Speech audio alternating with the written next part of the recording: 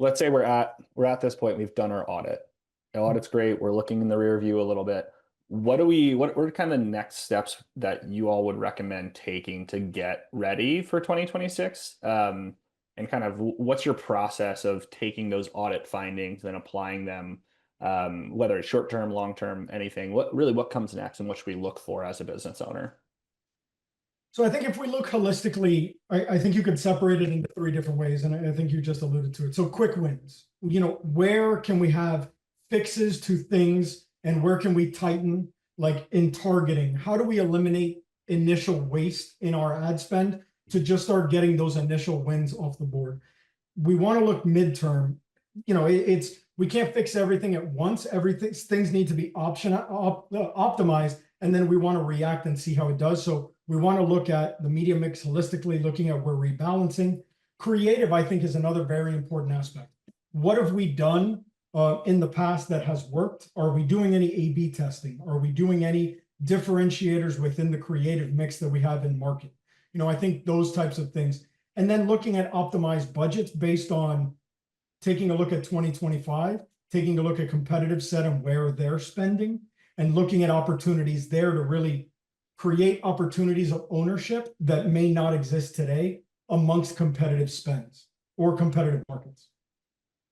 Yeah, and I think, some of those findings, they might have to be a stair-step approach, like Danny said, go after those quick wins, but we also don't want to just drastically change things and make a lot of shifts. So, if you're doing all branding and then completely switching that over to another tactic or going performance-based, we want to make sure that we are still ensuring that what we're doing is of value to you. So we don't want to make any drastic changes that can cause any volatility within the market for you.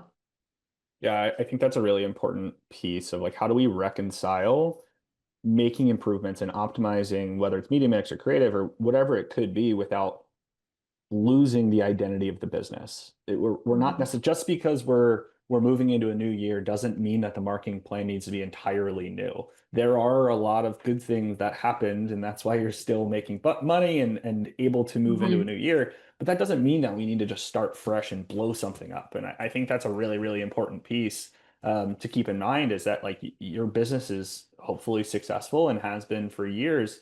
So let's build on that success with new ideas and optimizations. And Danny mentioned A/B testing to actually prove out what we're doing here, but it's not necessarily a full overhaul every single year, because to Danny's point on branding, if we're overhauling that brand strategy, we're going to lose ourselves and our customers in the market, because they're going to be like, well, I don't know, every single year this this company comes out with something completely new and they don't have that kind of consistent brand messaging and approach.